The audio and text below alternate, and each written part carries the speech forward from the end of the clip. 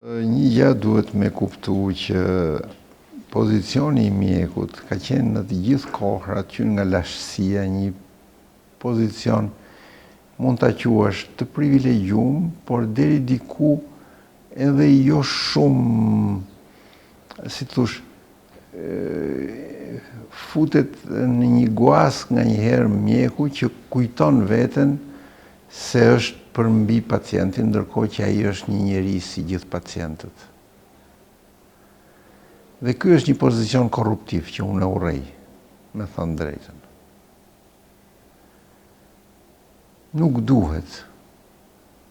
Duhet të jesh në lëkurën e tjetrit. Po s'je në lëkurën e tjetrit, ai profesioni I mjekut është një profesion pastaj që nuk është ai që thot Marguerite Yourcenar në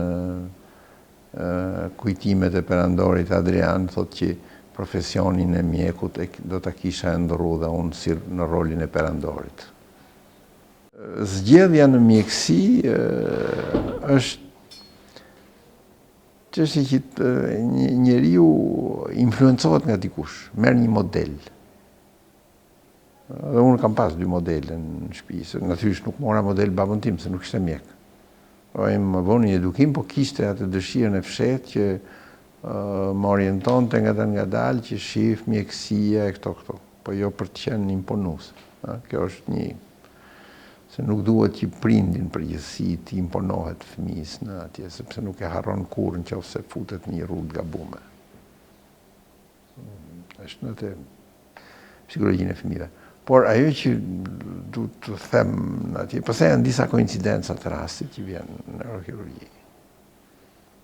Aty ka qenë ai shefi im, Xhelal Kurti, I cili nguli kam kur në atë kohë që unë isha në një nga këto që bëheshin atë pastrimet biografike që bëheshin, më hoqën nga Tirana, gjithë ai më kërkoi dhe tha, nëse do të vish, bëhesh në neurochirurgji.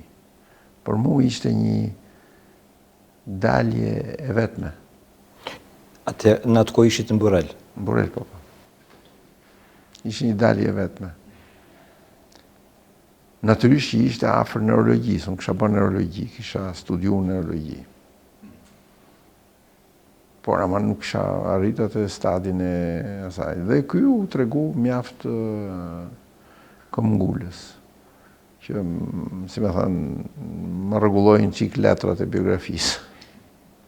Sa shumë ka qenë. Ishte kusht për... Po, ishte parakushte ndryshe dhe ajo pastaj qenë disa kondita të tjera që më dhanë mundësia, aty ku më dhanë mundësia pastaj, u mundova që të kem atë. Spari duhet të jesh në një familje të mirë, familje të edukuar, ka të bëj shumë ajo fëmiria, si e eduku. Edhe natyrisht pastaj janë faktorët e tjerë të si e ke atë si thosh që përmblidhet në një IQ në këtë.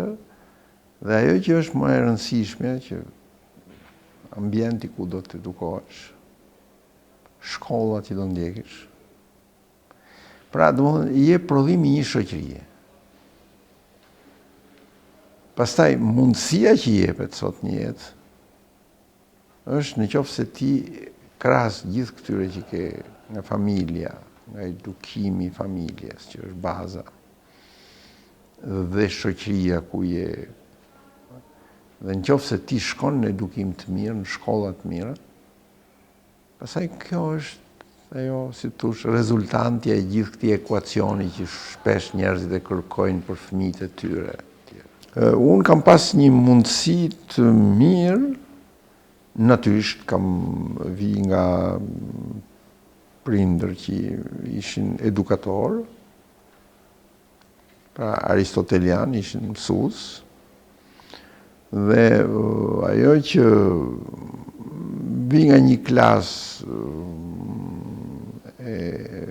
që psoi në kohën e komunizmit atë luftën e klasave, natyrisht, por që ndaj asaj klase unë kam shumë respekt, sepse kishin parime shumë të shëndetshme,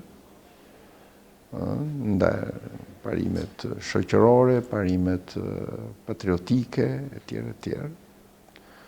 Që nga njëherë nuk i gjej sot. Ju i keni mbi 17.000 intervenime? Po. Si është në të vërtetë të jesh një kirurg truri, të mbash jetën e dikujt në duart e tij, të dhëllohet, të prekësh në gjëra që krijojnë mendim, emocione, arsye. Si është ajo ndjenjë?